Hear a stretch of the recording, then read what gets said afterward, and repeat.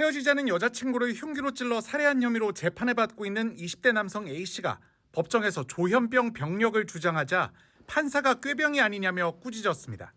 어제 수원지법 성남지원에서 열린 A씨에 대한 결심 공판. A씨는 지난 6월 7일 밤 11시 반쯤 사귄 지 3주 만에 이별을 통보한 여자친구를 경기 하남시의 한 아파트 인근에서 흉기로 찔러 살해한 혐의로 재판에 넘겨졌습니다. 재판에서 검찰은 피고인은 심신미약을 주장하고 계획적 살해도 부인하고 있어 범행을 진정으로 인정하는 것으로 보이지 않는다고 지적했습니다. 피해자의 유족 역시 피해자가 누렸어야 할 평범한 일상을 가해자가 교도소에서 누리고 있는 현실이 끔찍하다며 엄벌과 신상공개를 호소했습니다. 반면 A씨는 조현병을 앓은 전력이 있고 범행 당시 정신병 약을 먹지 않았다며 심신미약에 의한 범행이라는 취지로 주장했습니다. 정상적인 일반인처럼 행동하고 싶어 일주일 정도 약을 끊었다가 이런 상황이 발생했다는 겁니다. A씨는 또 신문 과정에서 국립법무병원의 정신감정 결과 자신의 IQ가 60대로 나왔다며 인지기능이 지적장애 수준이라는 점을 강조하기도 한 것으로 전해졌습니다. 이를 들은 재판장은 이게 피해자와 유족에게 사줘야 하는 태도냐며 고인이 진정으로 반성하지 않고 변명하는 태도로 보인다고 질타했습니다. 또 A씨가 정신병력을 강조한 걸 두고도 피고인은 일상생활 능력이 상실된 것으로 보이지 않는다며 꾀병 가능성이 시사된다는 정신감정 결과도 나온 사실은 모르냐고 꾸짖기도 했습니다. A씨는 최후 진술에서 피해자와 유족에게 죄송하다, 평생 반성하며 살겠다고 말했고 검찰은 어떠한 이유로도 정당화할 수 없는 중대한 범행을 저질렀기에 엄중한 처벌이 이루어져야 한다며 무기징역을 구형하고 전자발찌 부착명령 30년도 청구했습니다. A씨에 대한 선고 공판은 다음 달 21일 열립니다. 20살, 올해 막 대학교에 입학한 새내기의 밝게 웃는 얼굴이 마지막 모습이 됐습니다. 피해자는 같은 아파트 단지에 사는 걸 인연으로 접근한 20대 남성과 지난달 교제를 시작했습니다. 다른 동기 친구가 야, 쟤 남자친구 만나러 가는 거잖아 라고 말을 하더라고요. 물어봤더니 맞아, 나 남친 있어, 나 지금 만나러 갈 거야 라고. 하지만 남자친구는 만난 지 얼마 안 돼 네가 나오는 꿈을 꿨다며 피해자에게 성적인 내용을 암시하는 문자를 보내왔습니다. 피해자도 평소 주변 사람들에게 사귄 지 얼마 안 된 남자친구가 1박 2일로 여행을 가자 한다거나 성관계를 요구한다며 불편해했다고 유족은 전했습니다. 결국 피해자가 헤어지자고 하자 남자친구는 다시 만나자며 불러냈습니다. 그리고는 집 앞에서 만나 미리 준비한 흉기를 휘둘렀습니다. 피해자는 병원으로 옮겨졌지만 숨졌습니다.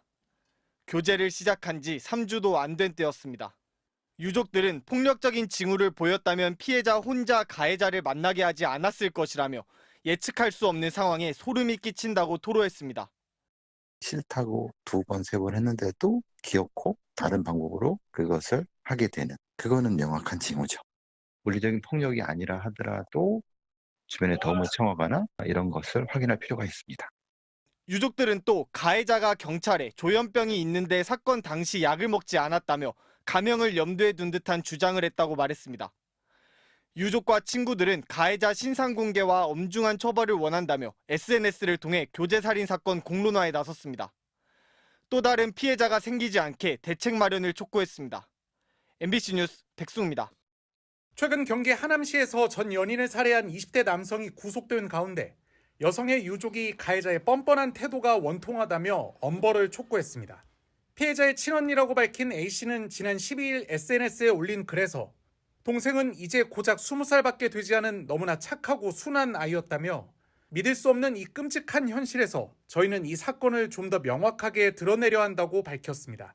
A씨는 먼저 피해자와 가해자는 3주가량 교제한 사이가 맞다며 동생의 휴대전화 잠금을 풀 수 없어 동생이 친구들과 나눈 대화를 통해 확인한 사실이라고 적었습니다. 이어 사건이 일어난 7일 오후 5시쯤 동생은 가해자에게 이별 통보를 해 마음이 좋지 않다는 내용으로 친구들과 대화를 나눴다며 같은 날 밤 가해자의 연락을 받고 집 앞으로 나간 뒤 약 1시간 만에 살해당했다고 밝혔습니다. 그러면서 가해자는 미리 준비한 흉기를 CCTV가 없는 사각지대에서 여러 차례 휘둘렀다면서 동생은 신체가 심하게 훼손돼 다량의 출혈이 있었고 심정지 상태로 병원 이송 후 사망했다고 설명했습니다. 가해 남성은 현재 구속된 상태로 구체적인 범행 동기를 언급하지 않고 있는 것으로 알려졌는데 A씨는 이 남성이 경찰에서 조현병 주장을 했다며 분노했습니다. A씨는 가해자의 휴대전화 포렌식을 해보면 얼마나 계획적으로 범행을 준비했는지 모두 확인할 수 있을 것이라며 가해자는 형사에게 조현병 등을 언급했다고 하는데 치밀하게 계획범죄를 준비해놓고 조현병이라니 어이가 없다고 주장했습니다. A씨는 꽃다운 20세, 피지도 못한 아이의 억울함은 어떻게 풀어줘야 하나, 평생 너무나 힘들고 괴로워할 부모님의 마음은 어떻게 위로해야 하나 싶다며 부디 엄중한 처벌이 내려져 가해자가 충분한 죗값을 치르고 다시는 이런 일이 반복되지 않길 바란다고 덧붙였습니다. 앞서 지난 7일 밤 11시 반쯤 경찰은 경기 하남시의 한 아파트 인근에서 피해자인 20대 여성을 흉기로 찔러 살해한 20대 남성을 체포해 나흘 뒤인 11일 구속했습니다.